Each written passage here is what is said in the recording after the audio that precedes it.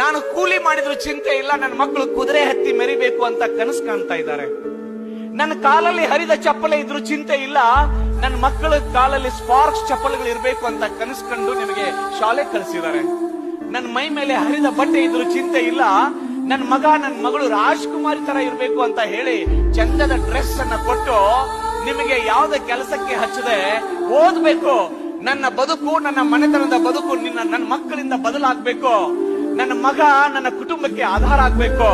ನನ್ನ ಮಗಳು ಭವ್ಯ ಭವಿಷ್ಯತ್ತನ್ನ ಕಾಣ್ಬೇಕು ಅಂತ ಕನಸ್ಕೊಂಡು ಕೂಲಿ ಮಾಡಿದ್ರು ಚಿಂತೆ ಇಲ್ಲ, ಹಣ ಕೂಡಿಸಿಕೊಂಡು ಸಾಲ ಮಾಡಿಕೊಂಡು ನಿಮ್ಮನ್ನ ಕಾಲೇಜಿಗೆ ಕಲಿಸಿದಾರಲ್ಲ, ಯೋಚನೆ ಮಾಡಿ ಒಂದು ಸಾರಿ. ಆ ತಾಯಿಯ ಋಣವನ್ನ ತೀರಿಸ್ಬೇಕಲ್ವಾ? ಆ ತಂದೆಗಳ ಋಣವನ್ನ ನೀವು ತೀರಿಸ್ಬೇಕಲ್ವಾ? ನಿಮಗೆ ಜ್ಞಾನದ ಭಿಕ್ಷೆಯನ್ನ ಕೊಟ್ಟಿರುವ ಗುರುವಿನ ಋಣ ತೀರಿಸ್ಬೇಕಲ್ವಾ? ಹಾಗಿದ್ರೆ ಏನ್ ಮಾಡ್ಬೇಕು ಅಂತ ಒಂದು ಡಿಸೈಡ್ ಮಾಡಿ ಸ್ಟೂಡೆಂಟ್ಸ್. ಆ ಅಪ್ಪ ಅಮ್ಮನ ಋಣವನ್ನ ನಾನು ಕೂಲಿ ಮಾಡಿದ್ರು ಚಿಂತೆ ಇಲ್ಲ, ನನ್ನ ಮಕ್ಕಳು ಕುದುರೆ ಹತ್ತಿ ಮೆರಿಬೇಕು ಅಂತ ಕನಸು ಕಾಣ್ತಾ